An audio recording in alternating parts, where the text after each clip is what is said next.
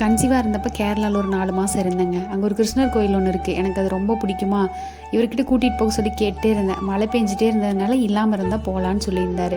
அன்றைக்கி போகலான்னு பிளான் பண்ணியிருந்தோம். அன்றைக்கின்னு பார்த்து எப்பயும் போல் மழை. அப்புறம் டக்குன்னு பார்த்தா ஈவினிங் போல் மழை விட்டுருந்துச்சு. சரி, இதை விட்டால் சான்ஸ் கிடைக்காதுன்ட்டு கிளம்பிட்டோம். அப்புறம் பேட்டாலிருந்து ஆஃபர் வந்துகிட்டே இருந்துச்சுங்க. 150 ரூபா வந்து ஆஃபர் இருக்குதுன்னு சொல்லி நான் என்ன நினச்சிட்டு போனேன், நம்ம எப்படியும் ஒரு 300-400 ரூபாய்க்கு செப்பல் எடுப்போம். சரி, அதனால இந்த 150 ரூபாய் மைனஸ் பண்ணிவிட்டு மிச்சம் இருக்கிறதுக்கு எடுத்துக்கலான்னு சொல்லிட்டு போனேன்.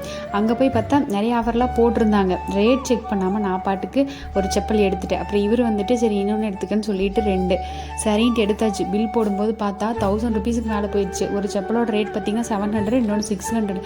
நிஜமாக நான் இவ்வளோலாம் ரேட் கொடுத்தல செப்பல் எடுக்கவே இல்லைங்க.